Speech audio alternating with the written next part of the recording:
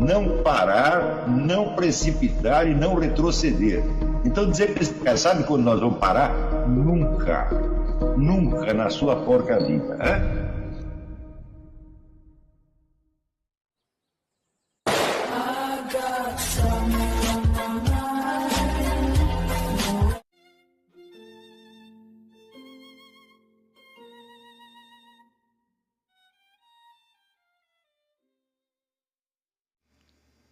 E aí pessoal, tranquilo? Então vem aqui antes do vídeo começar, pedir para vocês se inscreverem, quem não for inscrito, compartilhar, curtir, comentar. Quem puder seja membro do canal, que isso ajuda bastante. Tem também o link do Apoia-se. Quem puder ajudar nosso canal e apoiar financeiramente vai ser muito bem-vindo. Mas o mais importante é transmitir o conteúdo e os conhecimentos do professor Olavo de Carvalho para mais e mais brasileiros. Então compartilhe e ajude aí nossa causa. Muito obrigado a todos os membros, apoiadores do canal. Fico muito feliz. Tenho certeza que a gente está no caminho certo. Então fiquem com o vídeo e até mais. Valeu! Não, o 23 não lemos ainda. E fala da substância infinita. Bom, mas eu vou voltar de qualquer maneira lá.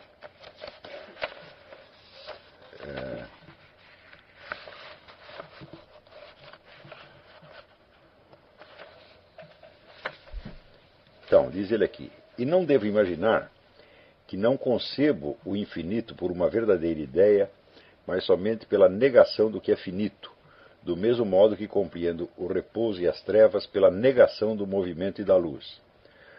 Pois, ao contrário, vejo manifestamente que há mais realidade na substância infinita do que na substância finita, e, portanto, que, de alguma maneira, tenho em mim a noção do infinito anteriormente à do finito, isto é, de Deus antes que de mim mesmo. Pois, como seria possível que eu pudesse conhecer que duvido e que desejo, isto é, que me falta algo e que não sou inteiramente perfeito, se não tivesse em mim nenhuma ideia de um ser mais perfeito que o meu, em comparação ao qual eu conheceria as carências da minha natureza? E não se pode, 24, e não se pode dizer que essa ideia de Deus talvez seja materialmente falsa, e que, por conseguinte, eu a possa ter do nada. Isto é, que ela possa estar em mim pelo fato de eu ter carência, como disse acima, das ideias de calor e de frio e de outras coisas semelhantes. Pois, ao contrário, sendo esta ideia muito clara e distinta, e contendo em si mais realidade objetiva do que qualquer outra, não há nenhuma que seja por si mais verdadeira, nem que possa ser menos suspeita de erro e de falsidade. Então, aqui ele está, de certo modo, repetindo, mas de uma maneira invertida e como num espelho, a ideia metafísica tradicional do infinito. E, metafisicamente falando, o infinito é a ideia mais necessária de todas. Tá certo? Não se pode conceber que a totalidade do existente seja finita, tá certo? Pois isso implicaria um limite, tá certo? E não existe limite se não há nada depois do limite. Tá certo? Portanto, depois do mundo finito, teria que ter um outro mundo, e outro, e outro, e outro, e voltaríamos novamente ao mesmo problema. Tá certo? Então, isso é um tipo de demonstração por absurdo.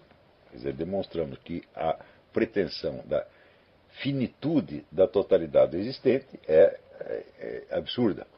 Né? Na verdade, você nem precisa demonstrar isso. Isso é uma coisa que as pessoas instintivamente concebem. A única dificuldade é que, quando se fala em infinito, as pessoas geralmente pensam em infinito quantitativo, infinito matemático, tá certo? O qual não é infinito de maneira alguma, pelo simples fato de ele ser composto de apenas uma única espécie de coisas, que são os números. Né? Então ele já está limitado pela própria definição dos elementos que o compõem. Tá certo? Então, quando se fala de infinito, é aquilo que é sem limites, tá certo? Em todas as direções possíveis, em todos os sentidos possíveis. Portanto, o infinito vem acompanhado da ideia de plenitude, do cheio. E nesse sentido, é claro que Descartes está montado na razão quando ele diz que a noção do infinito tem mais substância de realidade do que as outras. Porém, note bem que ele não está falando do infinito propriamente dito, e sim da ideia de infinito.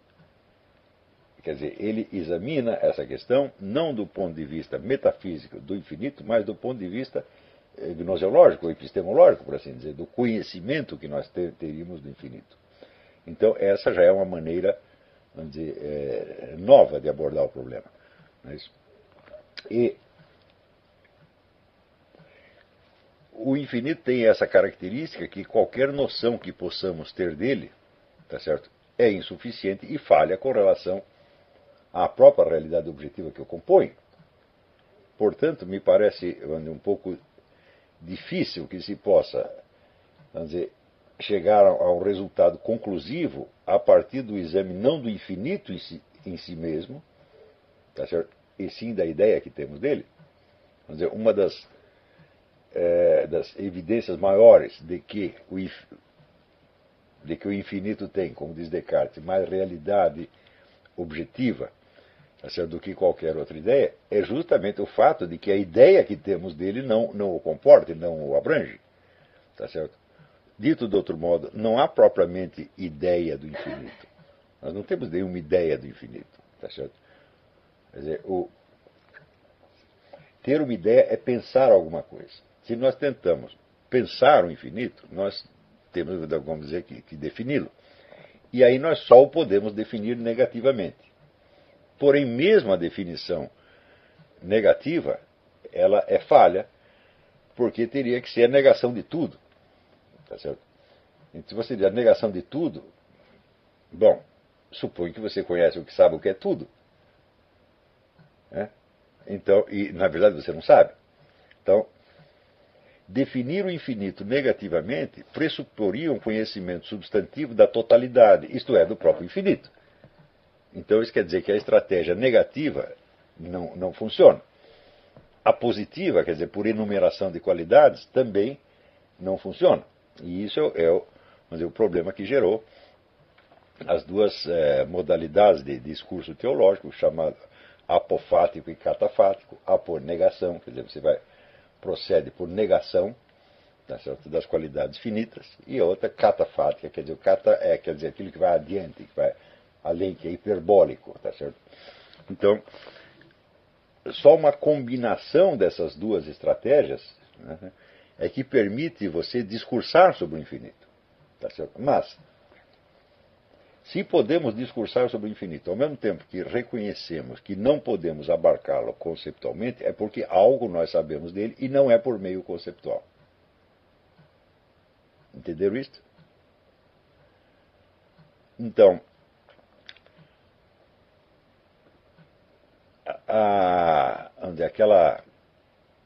essa característica de ter mais realidade substantiva que Descartes procura atribuir à ideia do infinito é justamente o que não pode estar na ideia do infinito.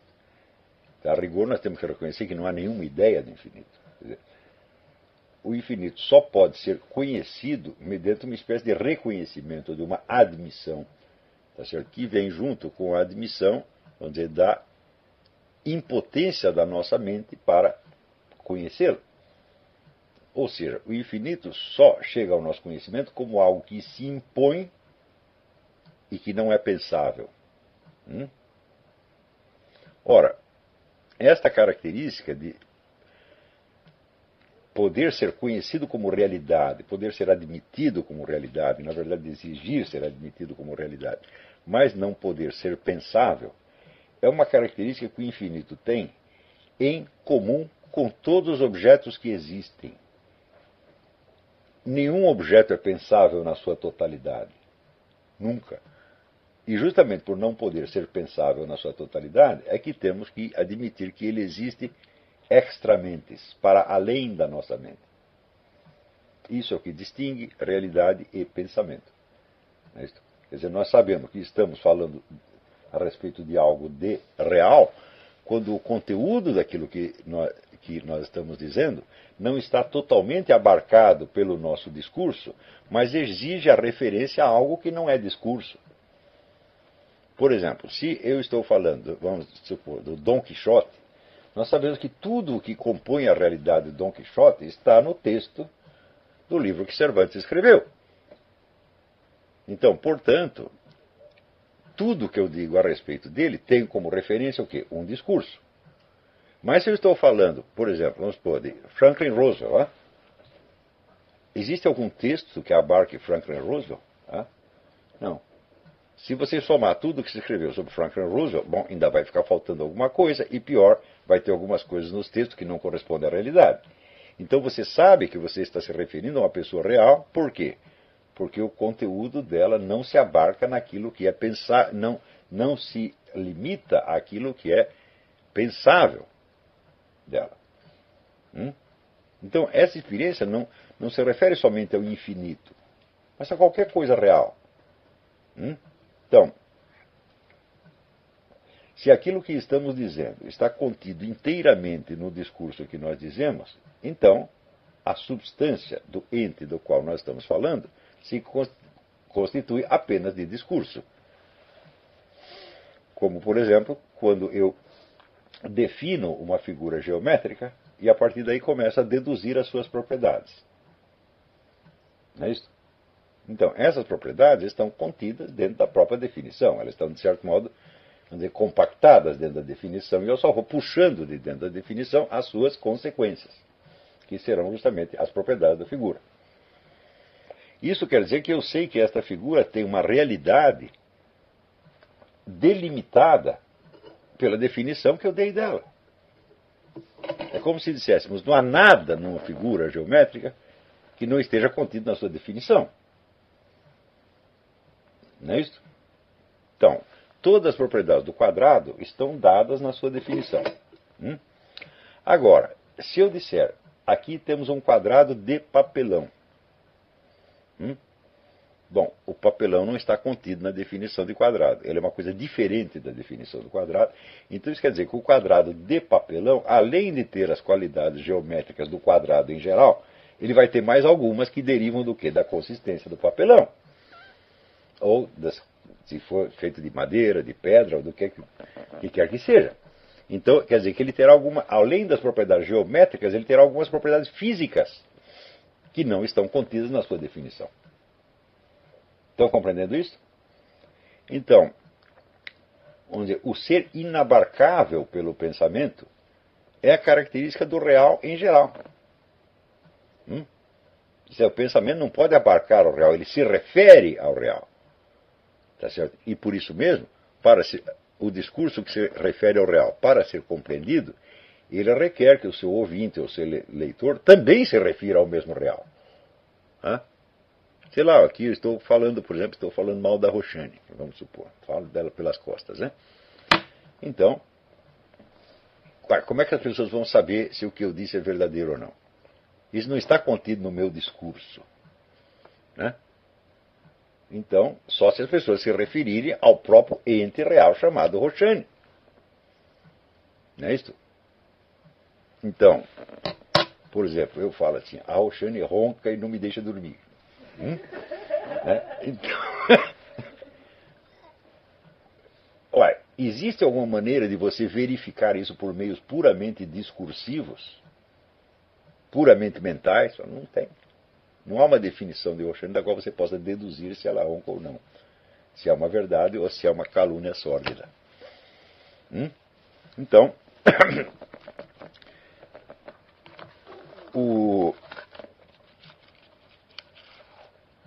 isso quer dizer que o transcender a concepção que temos dele não é uma característica do infinito exclusivamente. É uma característica de tudo que é real. E nós sabemos que o infinito existe precisamente por causa disto. O que quer que nós procuremos nele está lá. Mas nós nunca podemos abarcá-lo conceptualmente. E a própria ideia, vamos dizer, de conceituá-lo negativamente é uma ideia autocontraditória. Porque, como eu disse, teria que implicar a negação de tudo. Eu digo, mas o que é tudo? Se nós pudéssemos definir o que é tudo e ter uma concepção abrangendo tudo, então nós teríamos automaticamente a concepção substantiva do infinito. Então, quer dizer, a estratégia negativa não funciona. E a positiva também não. Mas a tentativa de negar a existência do infinito me leva a contradições imediatas e paralisa a possibilidade do pensamento. Então isso quer dizer que para eu simplesmente poder pensar, eu preciso admitir o infinito. É certo? Quer dizer, o infinito, ele, de certo modo, ele não se prova e nem se demonstra. Por quê? Porque não há um conceito dele. Não há um conceito substantivo dele e também não há um conceito negativo. Ele não se prova, mas ele se impõe. É certo? Assim como, se você quer saber, qualquer ente real. É certo? A prova da existência de um ente real deriva da existência dele e não ao contrário. Quer dizer, a existência prevalece sobre a prova. Não é isso? Por exemplo, se você disser, como é que eu provo a existência, por exemplo, de cavalos? Você diz, é pelos sentidos. Porém, se não existisse um cavalo que fosse acessível aos meus sentidos, como é que eu poderia ter a experiência sensorial dele? Não posso. Portanto, a existência do cavalo é uma pré-condição para que haja uma prova da sua existência. E não ao contrário. Posso dizer o mesmo dos quadrados? Não. Tudo que eu possa saber dos quadrados, eu tiro de dentro do próprio conceito de quadrado que eu tenho.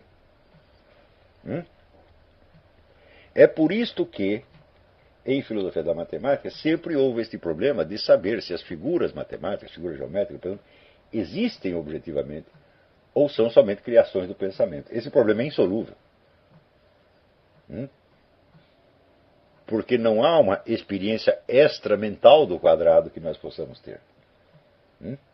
Então, Edmund Husserl chamava essas figuras figuras ideais. Ele disse que essas não são nem figuras físicas, entidades físicas, e nem entidades puramente mentais.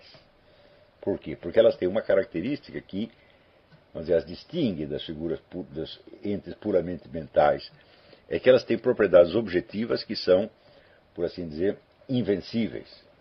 Nós não podemos tirar de dentro, vamos dizer, da definição do quadrado propriedades que não estejam lá. Quer dizer, nós não estamos livres para pensar o que do quadrado, o que quer que nós desejemos pensar. Quer dizer, ele tem uma estrutura e essa estrutura permanece. Então, isso indica que tem uma existência extramental. Então, a solução desse enigma é o seguinte: as figuras geométricas e as entidades matemáticas, elas têm um tipo de existência que não é a de entes, é a de leis e relações. Então, eles não são entes, mas eles têm uma realidade objetiva. Não a realidade objetiva de um ente, digamos, de um elefante, de uma pedra, de uma pessoa. Mas tem a existência objetiva de, por exemplo, das leis e relações da própria lógica. Se você disser o princípio de identidade, uma coisa é ela mesma. E, bom, você pode ter uma experiência sensível da identidade? Não. Você pode ter uma experiência extramental da identidade? Também não. Porém, você pode revogar mentalmente o princípio de identidade? Não pode. Quando você vai construir, por exemplo, o que eles chamam de lógicas paradoxais, as lógicas paradoxais são todas baseadas no princípio de identidade. Para você fazer a negação do princípio de identidade, por exemplo, para em vez de você pensar A igual a A, você pensar A é diferente de A, está pressupondo o conhecimento da identidade de A. Porque é a velha pergunta. Aqui temos A é diferente de A, de muito bem. Mas o A, tá certo, que é diferente do primeiro A, é outro A ou é o mesmo A que é diferente de si mesmo? Portanto, é claro que isto é impensável sem o conhecimento do princípio de identidade e sem a admissão do princípio de identidade. As lógicas paradoxais são apenas baseadas na possibilidade que nós temos de fazer uma construção mental que funciona ao contrário do princípio de identidade, mas ainda baseado nele. Como você poderia raciocinar ao contrário do princípio de identidade sem tê-lo admitido como premissa desse raciocínio? É impossível. Então, esta é a minha tese. Lógicas paradoxais não existem. Existe apenas, vamos dizer, a lógica de identidade funcionando, vamos dizer, por hipótese, em sentido inverso. Porém, ainda baseado no mesmo princípio de identidade. Então,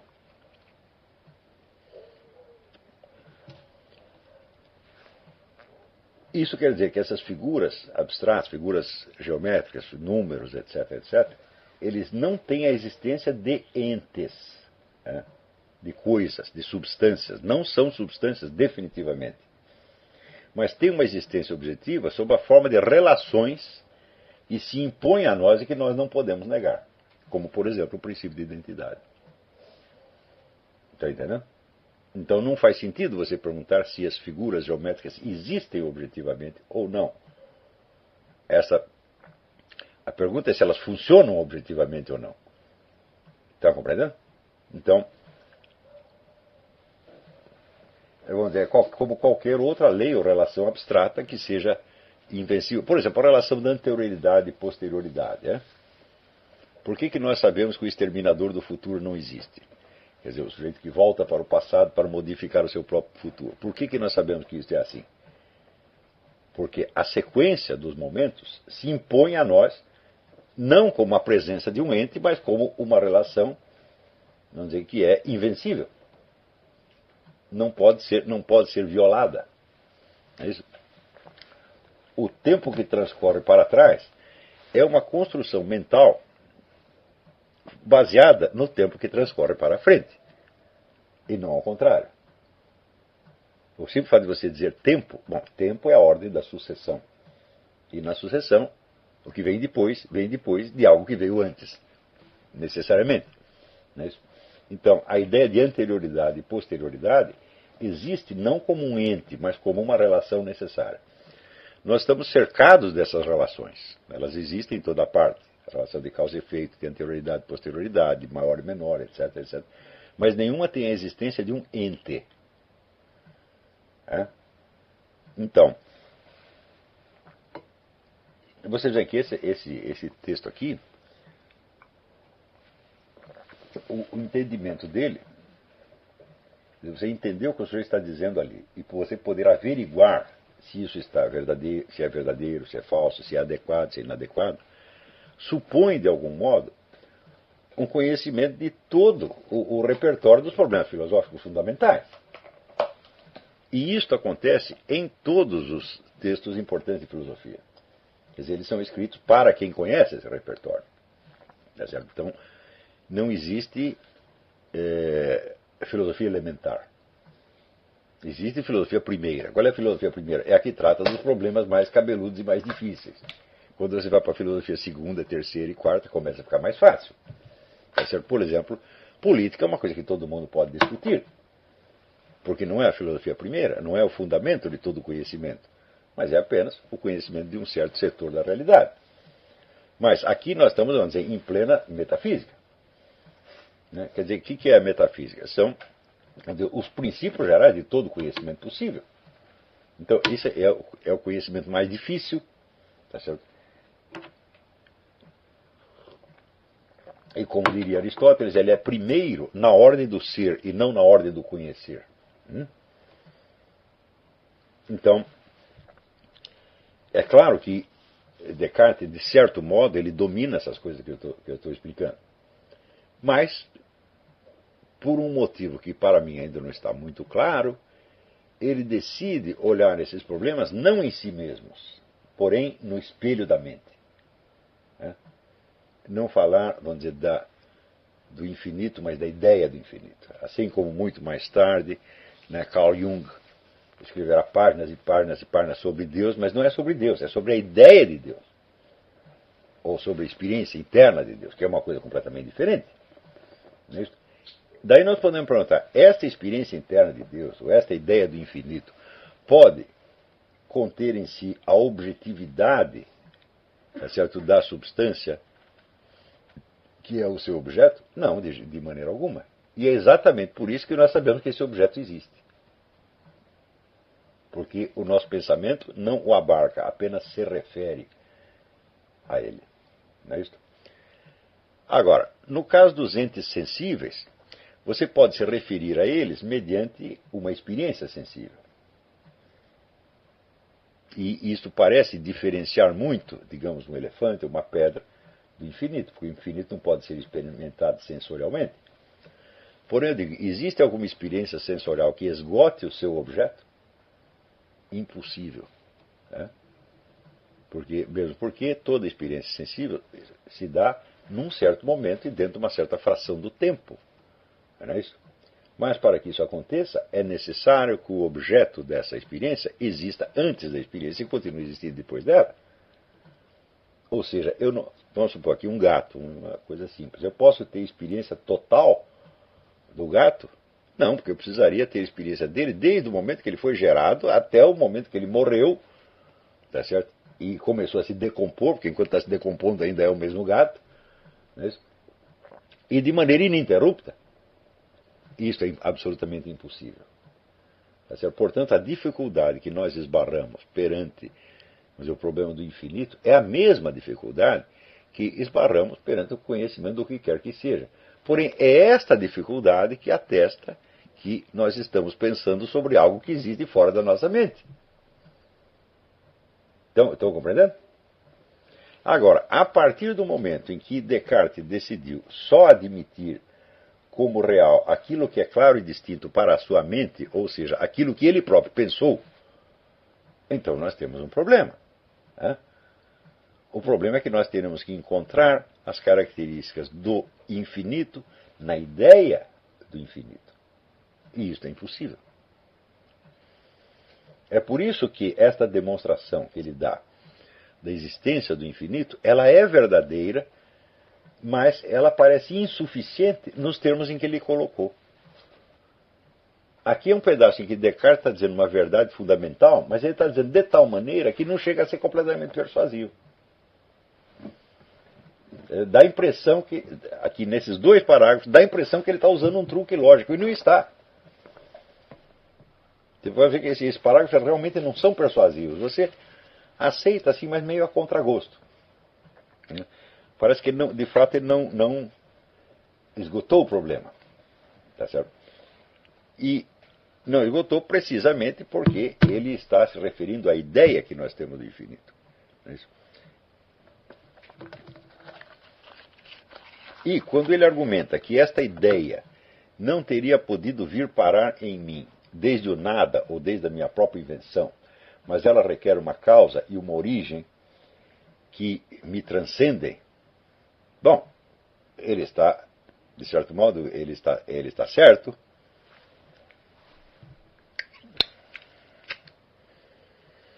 Mas está certo pelo simples fato de que a ideia que um cidadão tem do infinito faz parte do infinito, não está fora do infinito. Então, se eu penso alguma coisa dentro do infinito, bom, isso aconteceu na realidade, né, e a realidade está toda dentro do infinito, portanto, o que eu estou pensando do infinito faz parte do próprio infinito. Então, é neste sentido que nós podemos aceitar essa demonstração de Descartes, e não no sentido causal. Isso é, que há um ente infinito que depositou a sua ideia na minha mente. Está entendendo? Isso aí é verdadeiramente um non sequitur. Quer dizer, por que o infinito precisaria depositar a sua ideia na minha mente? Por que eu não poderia estar totalmente alheio ao infinito e o infinito continuar existindo da mesma maneira? Por exemplo, né, eu suponho que os gatos e as tartarugas nada sabem a respeito do infinito, e isso não modifica em nada a situação. Portanto, a relação que existe entre o infinito, objetivamente considerado, e a ideia do infinito que eu tenho, não é uma relação de causa e efeito. É uma relação de abrangente, é uma relação de continente e conteúdo. A minha ideia do infinito está contida dentro do infinito. Porque se estivesse fora dele, tá certo? Então nós teríamos que estar, vamos dizer, para além do infinito. E seríamos nós mesmos os infinitos, né? Porque o infinito seria uma parte de nós, tá certo? E estaria contido em nós. Portanto, nós somos maiores que seríamos maiores que o infinito. E isso leva, evidentemente, a contradições intoleráveis. Tá certo? Então, a demonstração, por assim dizer, o Mário Fernando Santos dizia, tem coisa que você demonstra e tem coisa que você mostra. Né? Então, o infinito, vamos dizer, não se demonstra, mas o infinito de alguma maneira se mostra, tá certo? E se mostra justamente pela limitação do nosso pensamento. Tá certo? Mas, como Descartes decidiu tomar como certo e como fundamental somente aquilo que está no eu pensante, ele é obrigado a essa torção e, vamos dizer, a demonstrar o infinito como causa da presença da ideia do infinito na mente dele. O que é uma coisa, vamos dizer, altamente arriscada. Tá certo? Então, a minha ideia do infinito, tá certo? Ela não precisa provir do infinito como o efeito provém da causa, porque ela está contida dentro dele. O que é uma relação, vamos dizer, muito mais, na verdade, muito mais exigente, muito mais impositiva, tem muito mais força de, como é que se diz, a palavra me sumiu agora, em inglês eles dizem compelling, compelling, é muito mais compelling, né, do que uma ideia de causa e efeito. Então, nós podemos conceber, por exemplo, o efeito como algo que aparece depois que a causa cessou de agir. Portanto, a relação de causa e efeito supõe uma mediação, né? Um terceiro elemento qualquer. Você tem a causa, você tem o meio e você tem o efeito. Né? Então, a causa pode já ter desaparecido, como, por exemplo, o caso da luz das estrelas. Você está vendo a luz de uma estrela que já está extinta. Não é isso? Porque entre a causa e o efeito tem o espaço percorrido. Então aquela luz percorre o espaço e chega a você quando a estrela já apagou. Não é isso? Então, quer dizer, a relação de causa e efeito não é imediata, é uma relação mediata.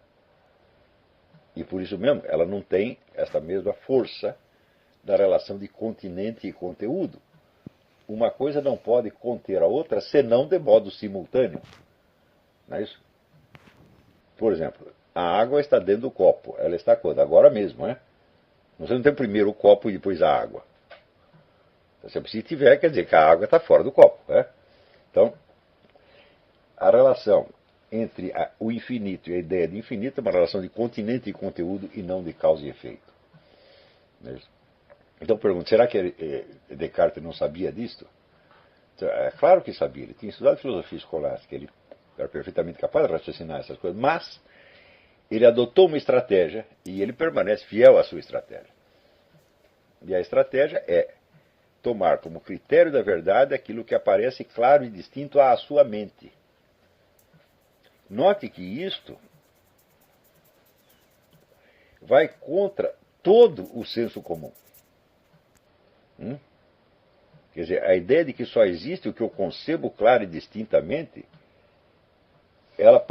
a mim me parece que ela contraria a própria condição de possibilidade da experiência humana.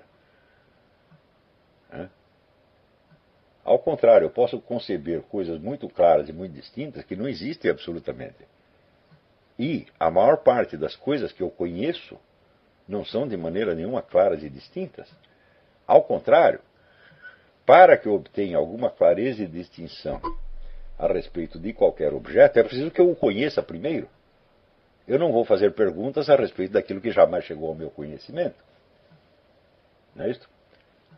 E bem ao contrário, desde que você nasce, você começa a receber o impacto da presença de seres que você não compreende de maneira alguma. Ou seja, que não tem nenhuma clareza e distinção dentro da sua mente, mas que impõe a sua presença desde fora. Então, a pergunta ainda é: por que Descartes tomou essa decisão?